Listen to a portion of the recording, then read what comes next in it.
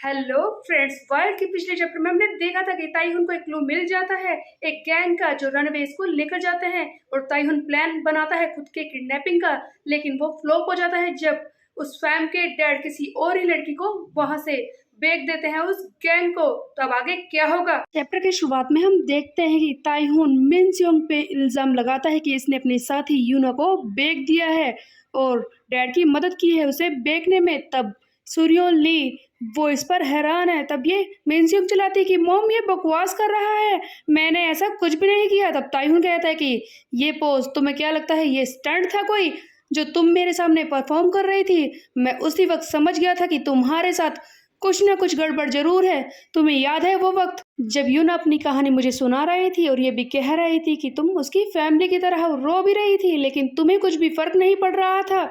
और उससे भी ज्यादा इस फैम के डैड, वो इससे भी पहले रनवे बच्चों को उस गैंग को दे चुके होंगे।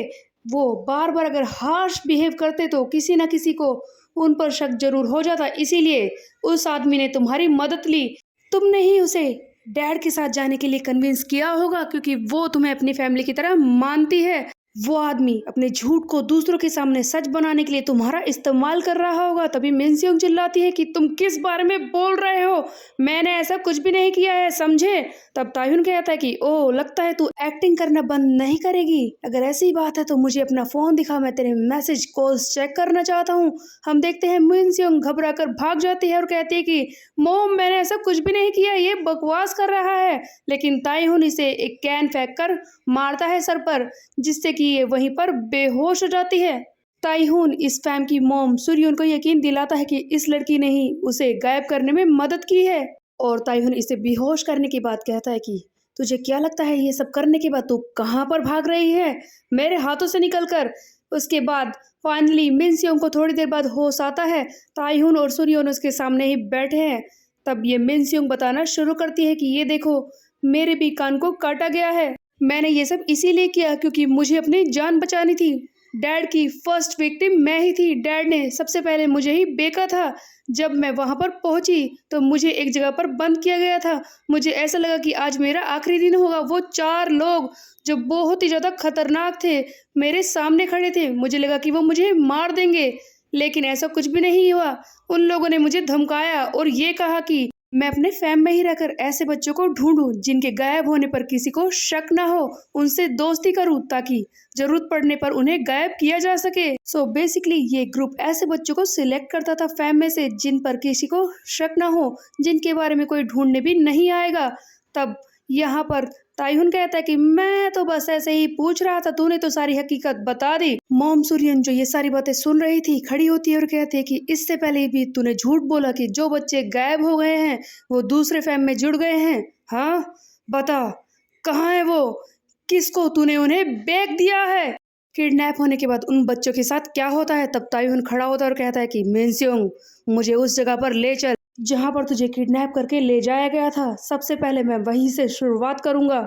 उसके बाद हम देखते हैं हाईसुसियो को, ये वही है जो क्रैम स्कूल में होबिन को मिला था, जिसने अपना एक ग्रुप बना लिया है। जिनहो ली के साथ ये जुड़ भी गया था और इस सीन में हम देखते हैं कि जिनहो इससे मिलने आता है इसके नए घर पर और पूछता भी है कि तुम कैसे हो, तुम्हारा अपार्टमेंट तुम्हें कैसा लगा? तब हाईसु कहता है कि तुम यहाँ पर बिना काम के तो नहीं आए होगे। तब जिनहो ली कहता है कि हाँ, क्या तुमने रनअवे फैम्स के बारे में सुना है? यहाँ पर एक गैंग है जो ऐसे बच्चों का यूज करके बिजनेस कर रहा है और उन्हें काफी ज्यादा पैसे भी मिल रहे हैं। तुम्हें पता है उनका बिजनेस क्या है? Human organ trafficking. वो लोगों के ऑर्गन निकालकर उन्हें बेचते हैं इलीगल रेट्स पर। पहले मैं समझ नहीं पाया था कि एक गैंग इस तरह का बिजनेस क्यों कर रहा है, इतना खतरा क्यों ले रहा है, लेकिन बाद में पता चला कि वो इलीगल इमिग्रेंट्स हैं जिनके बारे में कुछ भी किसी को भी पता नहीं है। वैसे किसी फॉरेन कंट्री में इस तरह से जाकर बिजनेस चलाना बहुत ही मुश्किल है, लेकिन वो लोग काफी अच्छा कर रहे हैं। तब हम देखते हैं कि हाईसुसियो बीच में कहता है जिनहो तो तुम ये चाहते हो कि मैं उस बिजनेस को टेक ओवर कर लूं? मैं तुम्हारी बात से ही समझ गया था और मैंने पहले ही इस बारे में प्लान बना लिया है। तब जिनहो ली कहता है कि क्या मेरे बताने से पहले ही तुम्हें इस बारे में पता था? जिस पर हाईसुसियो कहता है कि हाँ मुझे पहले से ही पता था और मैंने अपने क्रू के एक मेंबर को भेज दिया है वहां पर। जिनहो ली कहता है कि तुम मुझे कभी भी निराश नहीं करते। उसके बाद एक और सीन दिखाया जाता है जहां पर एक रेस्टोरेंट में एक आदमी कह रहा है कि मुझे इस बारे में कुछ भी नहीं पता, तुम क्या पूछ रहे हो, हटो रास्ते से। हम देखते हैं कि ताइहून और मिनस्योंग यहीं पर है। ऐसा लगता है कि ये उस जगह को ढूंढने की कोशिश कर रहे हैं जहां पर मिनस्योंग को किडनैप करके ले जाया गया था, लेकिन मिनस्योंग को वो जगह सही से याद नहीं है, इसीलिए ये हर एक रेस्टोरेंट में जाकर ढूंढ रहे हैं। ताइहून इसे डांटता है कि तुम क्या कर रही हो, सही से क्यों नहीं बता रही। तब मिनस्योंग कहती है कि उस वक्त जब मैं भागी थी वहां से तो मैं होश में नहीं थी। उधर हम देखते हैं कि सुरयोन ली भी इनके साथ है। तब ताइहून कहता है कि तुम बार बार हमारे साथ क्यों आ जाती हो और तुम हर एक जगह पर जाकर बाथरूम क्यों यूज कर रही हो, क्या तुम्हारा पेट खराब है। जिस पर सुरयोन ली कहती है कि जब मैं नर्वस होती हूँ तब मेरे साथ ऐसा होता है, वैसे भी अपने बच्चों को ढूंढने के लिए मुझे किसी भी रीजन की जरूरत नहीं है। मैं तुम्हारे साथ आऊंगी, चलो अगली जगह पर चलो, देखते हैं कि कहीं पर तो कोई क्लू मिलेगा। फाइनली उस क्रू के बारे में बताया जा रहा है जो रनअवेज को गायब करते हैं। इस क्रू का नाम है MA क्रू और ये है इसका एक मेंबर जिसका नाम है चियोल योन। इसके बाकी गुंडे साथ ही इस चियोल योन को बता रहे हैं कि सर हमने उन सारे बच्चों को टेबल पर बैठा दिया है। तब हम देखते हैं कि वो लड़की यूना जो ताइहून वाले फैम से गायब हुई है वो भी यहीं पर है। इस टेबल के पास भी एक गुंडा होता है जो इन सब बच्चों को धमका रहा है और कहता है कि जितना खाना है खा लो, शुरू करो जल्दी, क्या चाहते हो कि मैं ही तुम्हारे लिए ये पकाऊं, जल्दी से इसे रोल करना शुरू करो और इसे पकाकर खा लो। तब मिनस्योंग जो बहुत ही ज़्यादा डरी हुई है वो बता रही है कि जब मेरी आंख खुली तो हम सब यहाँ पर थे, हमें इस टेबल पर बैठा दिया गया और ये लोग कह रहे हैं कि हम जितना चाहे खाना खा सकते हैं। ये बहुत ही वियर्ड बात है। मुझे तो ऐसा लगा था कि लगता है कि आज मैं तो मर ही जाऊंगी, लेकिन इन लोगों ने मुझे यहाँ पर लाकर बैठा दिया और ऐसा लगता है कि ये एक रेस्टोरेंट है जहाँ पर बहुत सारे कस्टमर बार बार आए जा रहे हैं। तो क्या ये हमसे खाना बनवाना चाहते हैं इनके लिए। सो गाइस यहाँ पर हो ये रहा है कि जिन बच्चों को किडनैप किया है उन्हें एक जगह पर बैठाकर खाना बनाने के लिए कहा जा रहा है और खाना खाने के लिए भी यहाँ पर बहुत सारे कस्टमर आए जा रहे हैं। मिनस्योंग को लग रहा है कि ये रेस्टोरेंट है, लेकिन ऐसा कुछ भी यहाँ पर नहीं हो रहा। ये सारे सचमुच कस्टमर्स तो हैं, लेकिन ये वो लोग हैं जो यहाँ पर ऑर्गन खरीदने के लिए अपने अपने ऑर्डर यहाँ पर देने वाले थे, इसीलिए इन बच्चों को सामने बैठाया गया है ताकि इनमें से किसी को चुनकर इनके किसी भी बॉडी पार्ट के लिए ऑर्डर दिए जा सके। चियोरियन तो खुश हो रहा है कि इस बार तो पहले से भी ज़्यादा कस्टमर आए हैं, लगता है काफ़ी ज़्यादा पैसे मिलने वाले हैं। तभी एक कस्टमर ऑर्डर देता है, इसमें लिखा होता है कि बॉय #2 लीवर, इसका मतलब इसे 2 लीवर चाहिए, वो भी बॉय के। तो यहाँ पर रेस्टोरेंट के ऑर्डर के रूप में इनसे ऑर्डर ले लिया जाता है ऑर्गन को बेचने का और एक सिक्योर तरीके से इनसे पैसे भी ले लिए जाते हैं ताकि बाद में इन्हें ऑर्गन दिए जा सके। इसके बाद हम देखते हैं इस गैंग का बॉस वो फ़ोन पर बात कर रहा है अपने साथी से और कहता है कि वहाँ पर काम किस तरह से चल रहा है। तब चियोलियन बताता है कि बॉस यहाँ पर सब कुछ सही चल रहा है, हमने सारे कस्टमर्स के ऑर्डर ले लिए हैं और पैसे भी। उसके बाद इन सारे सामान को ट्रक में लोड किया जाएगा, आप चिंता मत कीजिए, इन्हें उस गटर में फेंकने के लिए हम तैयार हैं। तब बॉस कहता कि ओह अगर ऐसा है तो ठीक है, वैसे भी आज मेरी एक बिजनेस मीटिंग है, अगर कुछ भी प्रॉब्लम हो तब मुझे फ़ोन करना, इन सारे पैसों को ध्यान से रख लो और इन सारे सामान को ट्रक में लोड करके उस जगह पर पहुंचा दो जहां पर इन्हें जाना है। तो ये बात कर रहा था उन रनअवे किड्स की। उसके बाद हम देखते हैं ये गैंग का चियोलियन जिसने इन सारे बच्चों को किडनैप करके यहाँ पर लाया है, वो अपनी पैंट खोलकर खड़ा हो जाता है और कहता है कि बॉस तो बेवकूफ़ हैं, वो ऐसे फ्रेश माल को ऐसे ही बेकार में जाने क्यों दे रहे हैं, क्यों ना इनके ऑर्गन निकालने से पहले इनका थोड़ा सा इस्तेमाल कर लिया जाए। तुम्हें क्या लगता है लड़की, मजा आएगा। तो देखते हैं कि यूना तुम्हारे अंदर क्या है। ऐसा लगता है कि ये चियोलियन इस यूना से जबरदस्ती करने वाला था। तभी एक सरप्राइजिंग सीन दिखाया जाता है जहां पर आवाज आती है कि यूना मुझे मिल गई है, वो मेरी आंखों के सामने है।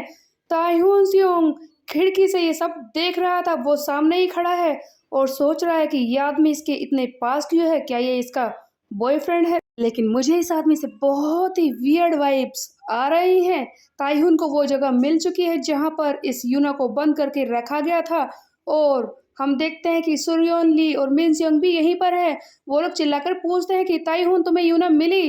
तब ताइहून कहता है कि हाँ लगता तो है, लेकिन मैं श्योर नहीं हूँ। तब आगे ताइहून कहता है कि मॉम तुम मिनसियों के साथ यहाँ से जा सकती हो। वैसे भी ये जगह बहुत ही ज़्यादा खतरनाक है, इसके आगे का काम मैं खुद ही कर लूँगा। हम देखते हैं कि ताइहून वहाँ बाहर से एक रोड उठाता है लड़ाई करने के लिए। अब एक्शन मोड में आने का टाइम हो चुका है। ताइहून लड़ने को तैयार था, ये सीधे अंदर जाता है उस यूना को बचाने के लिए। उधर हम देखते हैं कि चियोलियन जो यूना से जबरदस्ती करने वाला था वो पीछे की तरफ ध्यान देता है जब आवाज आती है, लेकिन इससे पहले कि ये कुछ भी करे ताइहून सियोंग इस पर जोर से वार करता है और उसी वक्त इसे बेहोश कर देता है। इसी बीच में ये ताइहून की शक्ल भी नहीं देख पाता। ताइहून अपने फेस से जैकेट हटाता है और यूना इसे देखकर खुश हो जाती है। ताइहून यूना के मुंह से टेप हटाता है, तब यूना रोने लगती है। ताइहून तुम यहाँ पर आ गए, मुझे बचा लो, पता नहीं यहाँ पर क्या हो रहा है। तब ताइहून कहता है कि बस भी करो। ये फिर से टेप लगा देता है और कहता है कि ये रोना धोना बंद करो, तुम बहुत ही ज़्यादा अनोइंग हो, मैं किसी और से पूछता हूँ। तभी हम देखते हैं कि ताइहून आगे बढ़ता है और वहाँ पर बैठे बाकी बच्चों से पूछने की कोशिश करता है कि बताओ कि यहाँ पर क्या हो रहा था, वो लोग तुम्हारे साथ क्या करने वाले थे। तभी पीछे बैठा एक लड़का करके बताने की कुछ कोशिश कर रहा है। ताइहून इसके मुंह से टेप को हटाता है। जैसे ही ये टेप को हटाता है वो लड़का बोलना शुरू करता है कि वो बात यह है कि मैंने सुना था कि वो लोग हमें ट्रक में भरकर कहीं पर ले जाने की बात कर रहे थे। उन लोगों ने कस्टमर से डील की है, वो हमारे साथ जरूर कुछ ना कुछ करने वाले हैं और हमें किसी जगह पर ले जाने वाले हैं। मुझे नहीं पता कि वो क्या करने वाले हैं, लेकिन बहुत सारे पैसे इन लोगों ने लिए हैं। वो बैग देखो। ताइहून को बहुत सारे पैसे सामने पड़े बैग में मिल भी जाते हैं। अब ताइहून सोच रहा है कि वो आगे क्या करे, क्या इन लोगों को वो ऐसे ही जाने दे, लेकिन वो गैंग उसे किस तरह से पकड़ा जाएगा, वो तो हाथ से निकल जाएंगे। इसीलिए मुझे कुछ और प्लान बनाना होगा। और हम देखते हैं कि ताइहून सियोंग इन रनअवे बच्चों को भागने नहीं देता। इसी बीच में उस ट्रक का सीन दिखाया जाता है जिसमें इन बच्चों को भर के ले जाया जाने वाला था। यहीं पर बैठे गैंग के बाकी मेंबर्स चियोलियन को फ़ोन कर रहे हैं और कह भी रहे हैं कि उसे इतनी देर कैसे हो गई, वो उन बच्चों को लेकर क्यों नहीं आ रहा है, हमें देर हो रही है। तभी चियोलियन को अचानक से होश आता है और वो आसपास देखने की कोशिश करता है। रनअवेज किड्स तो वहीं पर है। चियोलियन समझ नहीं पा रहा कि आखिरकार यहाँ पर हुआ क्या, सारे किड्स तो यहीं पर है। खैर उसे अपना काम तो करना ही था। ये अपने साथी से कहता है कि जिनताए मैं ठीक हूँ, तुम्हारा फ़ोन देर से उठाने के लिए मुझे माफ़ कर दो। तब उसका साथी कहता है कि जल्दी से उन बच्चों को लेकर नीचे आ जाओ, हमें दूसरी जगह से भी रनअवे किड्स को उठाना है और उन्हें उस जगह पर पहुंचाना है, तुम्हें याद है ना। तब चियोलियन सामने ध्यान देता है कि वो पैसों का बैग वो गायब था वहां से, लेकिन अब वो कुछ भी नहीं कर सकता। आखिरकार इसे इन रनअवे बच्चों को उनकी जगह पर पहुंचाना है। इसीलिए वो अपने साथी से झूठ बोल देता है और कहता है कि यहाँ पर कुछ भी गड़बड़ नहीं है, मैं इन सारे सामान को लेकर नीचे आ रहा हूँ। एक एक करके उन सारे रनअवे किड्स को ट्रक में लोड किया जा रहा है, इनकी चेकिंग भी की जा रही है। इन सारे बच्चों के हाथ और पैरों को बांधा गया है। चियोलियन अपने पर्स से पैसे निकालकर अपने साथी को देता है और कहता है कि इन सारे सामान को अपनी जगह पर पहुंचा दो और हाँ याद रखना कि और कोई गड़बड़ नहीं होनी चाहिए। तब इसका साथी कहता है कि तुम नहीं आ रहे। तब वो कहता है कि मुझे यहाँ पर कुछ करना है और फाइनली इन सारे रनअवे किड्स को एक जगह पर ले जाया जाने वाला है। उधर यूना ट्रक में बैठकर सोच रही है कि वो ताइहून कैसा है, उसने हमें छोड़ दिया। लेकिन तभी पीछे से आवाज आती है सूर्योन की कि तुम्हारी मॉम यहीं पर है, चिंता मत करो यूना, रो मत। और तब ताइहून कहता है कि तुम्हारा डैड भी यहीं पर है यूना, चिंता करने की तुम्हें ज़रूरत नहीं है। सो बेसिकली यही ताइहून का प्लान था। जब इसने चियोलियन को मारा था उसके बाद ये सोच रहा था अगर इसने रनअवे किड्स को भगा दिया तो उसके बाद वो गैंग को कैसे ढूंढेगा। इससे अच्छा ये होगा कि वो एक तरह का प्लान बनाए। सूर्योन जिसे इसने जाने के लिए कहा था वो भी भागी नहीं थी। उसी वक्त ये भी अंदर आ जाती है और चियोलियन को बेहोश देख कर कहती है कि ताइहून जल्दी करो, हम पुलिस को बुलाकर इन सबको पकड़वा सकते हैं। तब ताइहून सियोंग ने इसे मना कर दिया और कहा कि नहीं, मुझे सबसे पहले उस गैंग को पकड़ना है। इस लड़के ने मुझसे कहा कि ये सब लोग रनअवे किड्स को एक ट्रक में भरकर किसी जगह पर ले जाने वाले हैं, मैं सारे रनअवे किड्स को भागने नहीं दे सकता। सूर्योन मुझे माफ कर दो, तुम यहाँ से जा सकती हो, ये बहुत ही ज़्यादा खतरनाक होने वाला है। सूर्योन मना करती है और फिर ये दोनों अपने प्लान के हिसाब से इन बच्चों में ही छुपकर आ जाते हैं। इस ट्रक में सूर्योन जाने से मना करती है और कहती है कि मुझे भी अपनी यूना को बचाना है। तो क्या सचमुच ये ताइहुन के लिए कंसर्न्ड है, इसीलिए इसके पीछे आ रही थी। सूर्योन ली भी ताइहुन के साथ इस ट्रक में आ चुकी है और हम देखते हैं कि ताइहुन कहता है कि तुम्हारे पास रस्सी काटने के लिए कुछ है। सूर्योन ली एक नाइफ निकालती है जो पहले से ही ये छुपा कर लाई थी और धीरे धीरे सभी बच्चों की रस्सियां काटना शुरू कर देती है। तब सूर्योन ली कहती है कि ताइहुन, मैंने सभी को खोल दिया है, तो बताओ कि अब तुम क्या करने वाले हो, जबकि ये सारे खुल चुके हैं। तब ताइहुन सियोंग कहता है कि बस मैं तुमसे यही चाहता था। हे मॉम, तुम इन्हें यहाँ से लेकर जा सकती हो, इन्हें तुम सेफ्टी से घर पहुंचा सकती हो। उसके बाद मैं बहुत ही ज्यादा गुस्से में आने वाला हूँ, तुम्हें यहाँ से निकलने की जरूरत है। तभी ताइहुन ध्यान देता है कि एक और रनवे किड के हाथ पहले से ही खुले हुए हैं जिसे ताइहुन ने नहीं खोला था, और ये लड़का कोई और नहीं, ये जोशुआ होता है, हाई सुसियो के क्रू का एक मेंबर। हॉबिन जिन 5 लोगों से उस क्रैम स्कूल में मिला था, ये भी उन्हीं में से एक है। और तब ताइहुन कहता है कि हे, तुम तो वही हो ना जो उस वक्त हॉबिन को धमकाने की कोशिश कर रहे थे उस अजीब से लड़के के साथ। तो बताओ कि तुम यहाँ पर क्या कर रहे हो। तब जोसो कहता है कि चुप रहो, मैं कुछ भी खराब नहीं करना चाहता। इसी बीच में एक फ्लैशबैक दिखाया जाता है जहाँ पर हाईसुसियो इसे इस काम के लिए भेज रहा था। हाईसू ने इसे कहा था इस रनवे फैम में जाकर उस बिजनेस के बारे में पता लगाए कि वो लोग किस तरह से ह्यूमन ट्रैफिकिंग करते हैं और किस तरह से खरीदार को ढूंढकर उनसे पैसे लेकर उसे गायब करते हैं। सो बेसिकली ये बिजनेस प्लान को समझने के लिए इस जोसुआ को वहाँ रनवे फैम्स में भेज रहा था। तब आगे जोसुआ पूछता है कि वैसे ये काम तो मेरे लिए बहुत ही आसान है, वहाँ के बिजनेस के बारे में पता लगाना, लेकिन उस गैंग का क्या होने वाला है। तब ये हाइसू कहता है कि जैसा कि तुम्हारा प्लान होगा उसी के हिसाब से मैं बता दूंगा कि इस गैंग का क्या करना है। और जोसुआ भी इस गैंग को खत्म करने के लिए आ गया था। तो बेसिकली एक तरह से ये ताइहुन सियोंग का इस बार साथ देने वाला है। भले ही ये जिन्हो ली के प्लान को आगे बढ़ाने के लिए इन्हें मारने वाला था। उस जगह पर ये लोग आ चुके हैं जहां पर उन सारे रनवे बच्चों को ले जाया जाता है। ताइहुन आते ही मारपीट शुरू कर देता है।